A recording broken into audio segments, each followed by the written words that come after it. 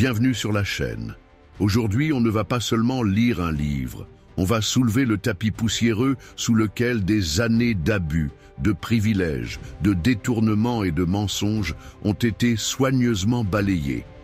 On va ouvrir une boîte noire, celle de la politique française, et ce qu'on y trouve est à la fois révoltant, fascinant et profondément révélateur.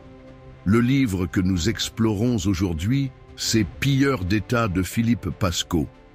Et attention, ce n'est pas une fiction, mais avant de te plonger dans ce voyage dérangeant, pense à t'abonner à la chaîne, car ici, on ne se contente pas de survoler les faits. On va en profondeur, on révèle, on questionne, on dérange, et ensemble, on fait circuler l'information que certains préféreraient enterrer. Dès les premières lignes, Pilleurs d'État frappe fort. Philippe Pascaud, ancien élu, ancien proche de Manuel Valls, n'est pas un outsider complotiste. C'est un homme du système qui a vu de l'intérieur comment les lois étaient zestes, comment les règles étaient contournées, comment les privilèges s'accumulaient et comment le citoyen était tenu à l'écart de tout ça. Et c'est ce qui rend ce livre si puissant. Il ne parle pas d'hypothèses, il parle de faits, des faits précis, vérifiables, sourcés. L'objectif de Pascaud est clair, informer les citoyens, leur redonner les clés d'un système qu'on a volontairement complexifié pour qu'ils n'y comprennent rien. Et derrière cette complexité se cache une chose simple. Le pouvoir ne veut pas être contrôlé.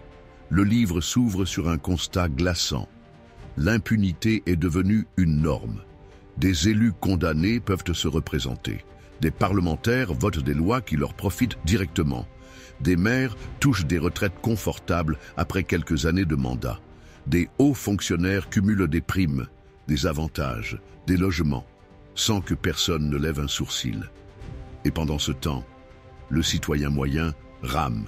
Il paye, il obéit, il subit. Il croit à la justice, à l'égalité, à la démocratie. Et il se fait avoir. Mais ce qui choque le plus dans les révélations de Pascaud, ce n'est pas seulement l'ampleur des abus, c'est la banalité avec laquelle ils sont acceptés. Comme si c'était normal qu'un sénateur touche une indemnité de logement alors qu'il possède 3 appartements à Paris. Comme s'il était logique qu'un élu local puisse embaucher son propre fils dans son cabinet. Comme si c'était naturel que des anciens ministres conservent des chauffeurs et des gardes du corps pendant des années, aux frais du contribuable. Et ce n'est que le début. Pascaud ne se contente pas de dénoncer.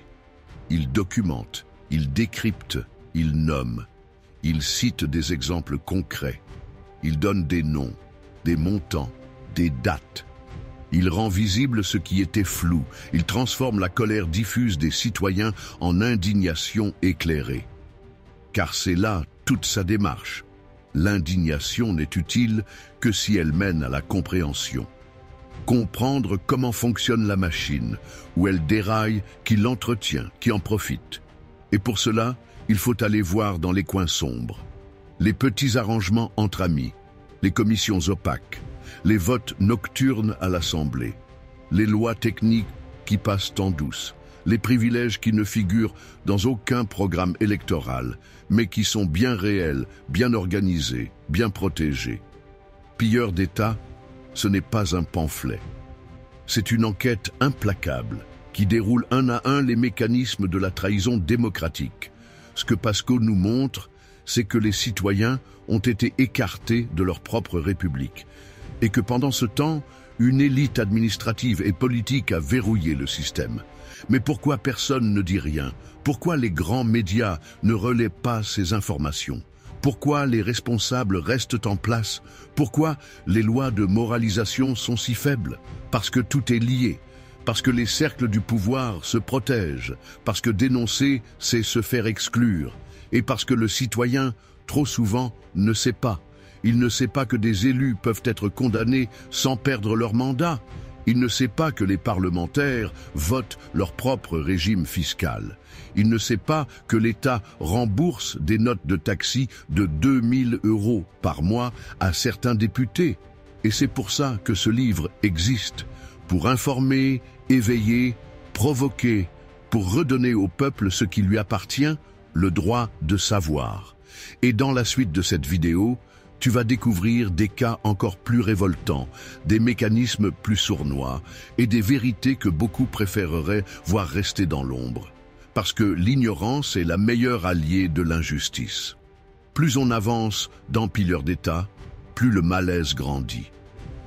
Philippe Pascaud ne parle pas d'exception, mais de pratiques courantes, de règles officieuses, parfaitement tolérées par le système. Et ce qui est le plus choquant, ce n'est pas toujours ce qui est illégal, mais ce qui est parfaitement légal. Oui, légal, c'est là que le livre fait mal. Pascaud nous ouvre les yeux sur un paradoxe terrifiant. Des élus, des responsables publics, des ministres peuvent détourner l'esprit des lois, profiter du système, s'enrichir, sans enfreindre la moindre règle écrite. Parce que les règles ont été rédigées par eux-mêmes. Il raconte par exemple le cas d'un maire condamné pour corruption qui peut se représenter sans aucune difficulté. Pourquoi? Parce qu'aucune incompatibilité automatique n'est prévue. Il faudrait qu'il soit inéligible par jugement, ce qui n'est presque jamais le cas. Et même quand il est condamné à du sursis ou à une amende, cela ne change rien. Il peut revenir, il revient, et parfois il est réélu. Pascaud dénonce aussi ces emplois familiaux largement répandus chez les parlementaires. Le député embauche sa femme comme assistante, son fils comme attaché parlementaire et parfois même sa maîtresse. C'est légal, c'est déclaré, et c'est remboursé par l'Assemblée nationale. Tu croyais que les élus devaient rendre des comptes? Oui, mais uniquement à eux-mêmes. Les commissions d'éthique sont souvent peu contraignantes. Elles émettent des avis, des recommandations, et trop souvent elles sont composées d'élus eux-mêmes. Le serpent se mord la queue, et que dire des retraites dorées?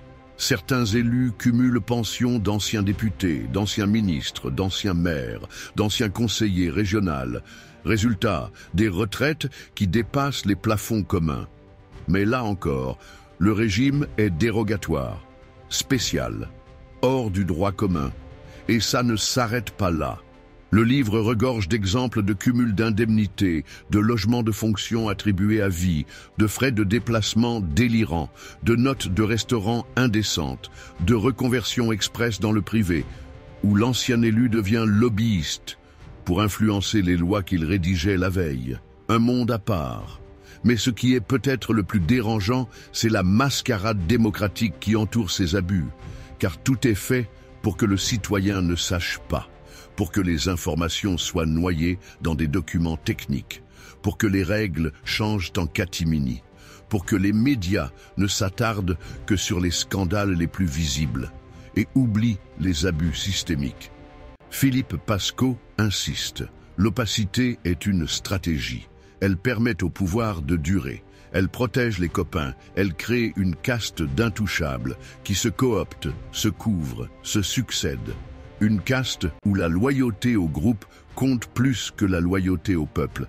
Et quand un citoyen, un journaliste ou un élu ose dénoncer, il est isolé, marginalisé, accusé d'exagération, de populisme, d'aigreur, parce qu'il dérange un équilibre bien huilé.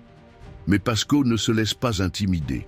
Il continue, page après page, à accumuler les preuves, à révéler ce que peu osent dire, à démontrer que le problème n'est pas une poignée de brebis galeuses, mais un système conçu pour l'opacité, le privilège et l'impunité.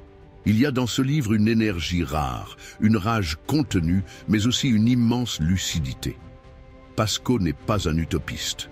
Il sait que le système est coriace, mais il croit encore à une chose, la puissance de la connaissance. Car quand les citoyens savent, ils ne regardent plus leurs élus de la même façon. Ils questionnent, ils dénoncent, ils s'organisent, et parfois, ils changent les règles. La suite du livre va encore plus loin. Des chiffres, des témoignages, des anomalies qui font froid dans le dos, et surtout une réflexion profonde sur ce qu'est la démocratie quand elle est confisquée.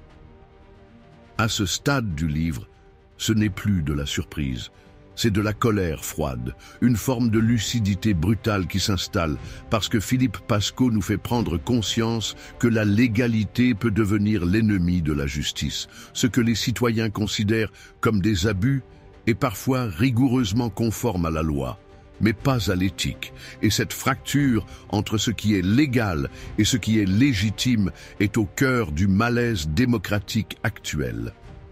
On découvre dans Pilleur d'État des exemples qui défient le bon sens. Un député qui, en plus de son indemnité parlementaire, touche plusieurs indemnités locales. Un maire qui fait voter une subvention à une association dirigée par sa femme. Un président d'organisme public qui attribue un marché à l'entreprise d'un de ses anciens collaborateurs. Tout cela sans procès, sans enquête, sans conséquences. Parce que tout est régulier. Mais au fond, est-ce cela que nous attendons de nos représentants? Qu'ils respectent la lettre de la loi tout en trahissant son esprit? Qu'ils exploitent les failles d'un système qu'ils sont censés servir? Pascaud nous parle aussi de ces zones de non-droit moral. Par exemple, les réserves parlementaires, de l'argent public distribué par les députés à des associations ou à des communes de leur choix. Officiellement, c'est pour soutenir des projets locaux. Officieusement, c'est un moyen de faire du clientélisme, de renforcer des réseaux électoraux et parfois même de remercier discrètement des soutiens. Et puis, il y a le pantouflage, cette pratique où des hauts fonctionnaires passent du public au privé, puis reviennent. Un jeu de porte tournante où les conflits d'intérêts deviennent monnaie courante. Un directeur d'agence d'État devient consultant pour un géant de l'énergie. Un ancien ministre devient administrateur dans une société du CAC 40. Et pendant ce temps, les décisions politiques favorisent étrangement les intérêts privés. Tout cela se fait dans une opacité totale. Les citoyens n'ont pas accès aux vrais chiffres. Les journalistes qui enquêtent se heurtent à des murs. Les institutions de contrôle sont sous-dotées, politisées ou muselées. Et pourtant, tout cela repose sur une acceptation tacite. Tant que les citoyens ne réagissent pas, rien ne change. C'est ici que Pascaud renverse la vapeur. Il ne s'agit plus seulement de dénoncer. Il appelle à l'éveil citoyen, à la reprise en main, à la vigilance. Il dit « Tu veux changer les choses ? Commence par t'informer, par voter, par lire, par parler autour de toi, par sortir du fatalisme. » Car le système actuel tient parce que la majorité pense qu'elle ne peut rien faire, ou pire, qu'elle ne mérite pas mieux. Mais ce n'est pas vrai. L'information, quand elle circule, est une arme. Et Pilleur d'État, c'est exactement ça. Une arme pacifique, mais tranchante pour réveiller les consciences.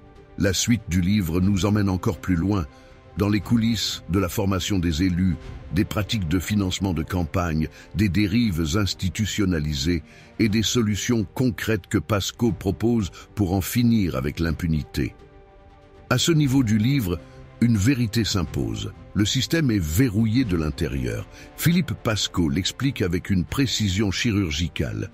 Il ne s'agit pas d'une série de dérapages isolés, mais d'un dispositif structuré, maintenu, protégé. Et ce qui choque le plus, c'est le degré de complicité passive qui rend tout cela possible. D'abord, il y a l'immunité des élus, véritable bouclier contre les poursuites. En théorie, cette immunité parlementaire est là pour protéger la liberté d'expression des députés et sénateurs.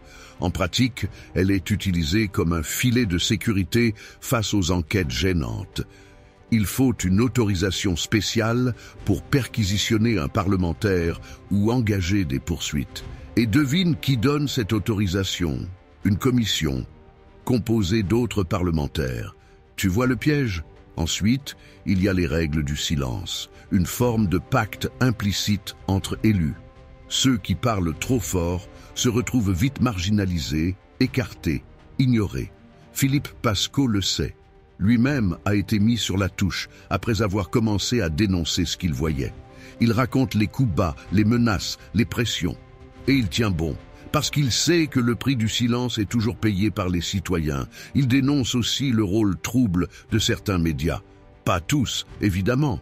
Mais beaucoup dépendent des subventions publiques, des relations avec les puissants, des annonces institutionnelles. Résultat, peu de reportages d'investigation sur les abus des élus. Beaucoup de commentaires sur la météo politique, très peu de lumière sur les angles morts de la République. Et pourtant, il y a des solutions. Pascot n'est pas qu'un lanceur d'alerte. Il est aussi un bâtisseur. Dans la dernière partie du livre, il propose des mesures concrètes pour restaurer la confiance. Interdire à vie tout retour en fonction pour un élu condamné pour corruption. Rendre automatique l'inéligibilité des condamnations. Supprimer les régimes spéciaux de retraite des parlementaires. Rendre public tous les frais et avantages des élus en ligne en temps réel. Encadrer strictement le pantouflage. Créer une haute autorité indépendante avec de vrais pouvoirs d'enquête. Des propositions claires, précises, réalistes. Mais surtout, politiquement explosives, parce qu'elles touchent à des privilèges auxquels peu veulent renoncer. Alors que faire en tant que citoyen? Pascot insiste. Le premier pas, c'est de s'informer, lire, comprendre, diffuser et surtout, ne plus accepter. Ne plus tolérer l'impunité comme une fatalité, refuser l'idée que c'est comme ça. Parce que si on commence à s'habituer, alors le pire devient possible. Et c'est là toute la force de Pilleurs d'État. Il ne nous laisse pas dans la colère. Il nous pousse à l'action, il nous rend notre pouvoir. Parce que la République n'appartient pas à ceux qui en vivent. Elle appartient à ceux qui la font vivre. Alors, oui, le système est bien verrouillé. Mais les clés ne sont pas perdues. Elles sont entre nos mains, il suffit de les reprendre. Merci d'avoir suivi cette plongée au cœur du système politique français avec Pilleurs d'État de Philippe Pascot. Abonne-toi pour plus de contenu et très bientôt sur cette chaîne.